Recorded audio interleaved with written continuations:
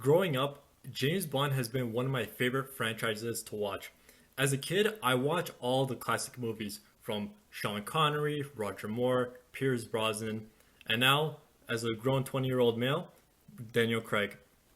For me, James Bond has been probably one of the favorite franchises to watch. It included lots of action, it included great casting members, it had a great plot, and it's kind of sad to see this is going to be the final outing for Daniel Craig's James Bond. I like him as an actor. I thought he did great. Some of the movies he did were so-so, and some of them were also great. But with that being said, let's talk about his final movie, No Time to Die. So No Time to Die picks off where Spectre ends. James Bond retires as double agent, and him and Madeline Swan go off on a nice vacation and live out the rest of their lives together. Until one thing happens. Bond goes to see Vesper Lynd's grave and finds a little Spectre card on it.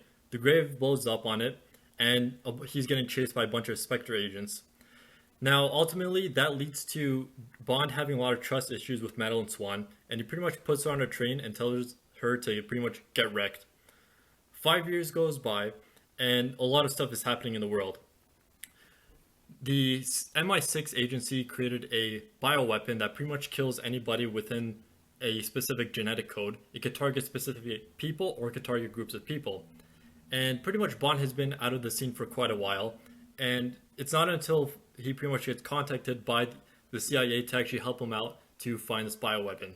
And pretty much that's the whole plot of this movie. So with that being said, I'm not going to go too much into spoilers as to what happens specifically in the movie. There's a bunch of other people who do a much better job of that, but I want to give you a bit of an overview as to what I thought of the plot itself. So the plot itself, it's decent, but it has a lot of problems with it. And a lot of the issues actually stems with the ending of this movie and how things play out. Because a lot of the issues that comes up in this movie can be easily solved if Madeline just opened her mouth a little bit and just talked.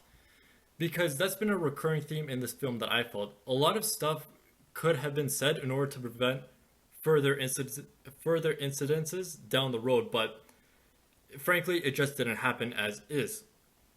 With that being said, I do feel as though that the villain in this movie, Sapien, really wasn't an imposing threat compared to previous villains that we've had, like Silva or even Le Chiffre. The problem is that Safin only shows up in the first bit of the movie. He shows up in one scene in the middle, and then he shows up in the end. There's nothing really in between that makes him an opposing threat compared to every other villain. So that's really a downfall of this movie because they have a great actor playing him. Rami Malek is a very good actor, but they really don't use him properly in this movie, and it's quite a shame to see. And it really shows off in this plot as well. Another thing to point out too is that they did bring in Ana Diaz Armas in this movie, and she's great in the scene that she's in. But the problem too is that she's not used enough. Because whenever you first see her in the scene, she kind of brings out like this bubbly personality. She's fun to be around. She's beautiful, all this kind of stuff. But then she doesn't get used in the rest of the movie. So it's kind of an annoying thing that really keeps happening in this movie where, yes, it is focused more on Bond because this is Daniel Craig's final outing. But really, when you introduce new characters, you want to make them feel like they matter in this movie. And that's really a pitfall of No Time to Die itself.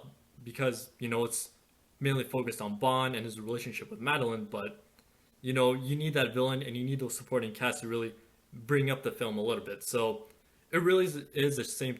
It really is a shame to see that happen, but it is what it is. Aside from the plot, the action in this movie, the scenery, and the way it's filmed are all great. Everything about this movie as to where it's shot is on point. The action scenes were great. The locations they went to were great. I mean, they had an entire fight scene in the forest of Norway, and that thing was just well played out. I really enjoyed how they used the environments in that scene itself, and it really was great to see. There was also a lot of car scenes that they had in this movie too, which is one thing I really didn't like about Spectre. Because one thing with Spectre that I have a real problem with it is that they didn't have enough action, they didn't have enough car scenes, and it really just felt like kind of just like a generic plot point per se. And I do feel like No Time to Die definitely raised that up a little bit and made it feel like a more traditional Bond movie in some sense. They had that cars there, they had the guns, they had everything like that. So it was great to see. I do wish, however, that they did bring more of that action into the film because I do kind of feel like that they showed off all the action scenes in the trailer itself, when in reality they should have had some more behind the trailer and more in the movie that we would be surprised to see with. So that's a little bit of a critique I have with that point. The music, however, was great. I did like the soundtrack that they did provide for this movie. I thought Billie Eilish was a good choice for this movie, even though some parts I feel like it could be worked on, but it is what it is, you know. She's not an Adele, you know, but that's just my little critique of that. Now, I do want to touch on one final thing about this review, and more specifically, this movie and this franchise going forward. So, this is a little bit of a spoiler review, so if you don't want to hear the spoiler, just click off now and have a good day. Pretty much, it has to do with the ending of this movie. One thing I really hated about this movie was the fact that they killed off Bond at the end. It makes no goddamn sense why you want to kill off a main character like that if you want to have a franchise going forward. Because here's my whole issue with this thing. Because once Bond got infected with that virus, you know, he pretty much couldn't see Madeline and the daughter again. Okay, fine. You know, he could just get off the island and he could just go stay in some remote location away from them. That'd be perfectly fine. But I had no goddamn idea why they decided to say, okay, you know, let's let Bond stay on this island and let's have him get airstruck by this goddamn parade of missiles, you know, when he could have easily just got off the island and just lived out his life as is, away from Madeline, away from his daughter, you know. It's just such a stupid thing that they added in this movie that I wish that they didn't do, because it's like, what are you setting up the future franchises for, you know?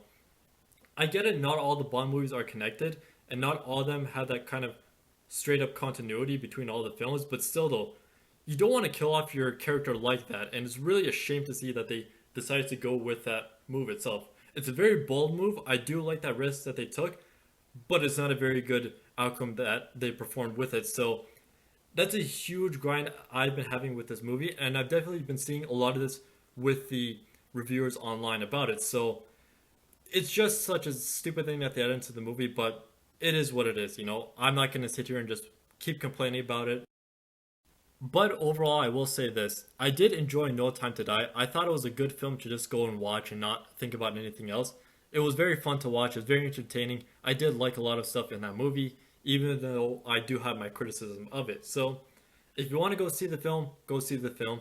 If you're on the fence about it, I say wait until it comes out on TV or wait till it comes out online and just rent it from there. But overall, that's my whole take on No Time to Die. Let me know what you guys think down in the comment section below, and I'll talk to you guys on the next one.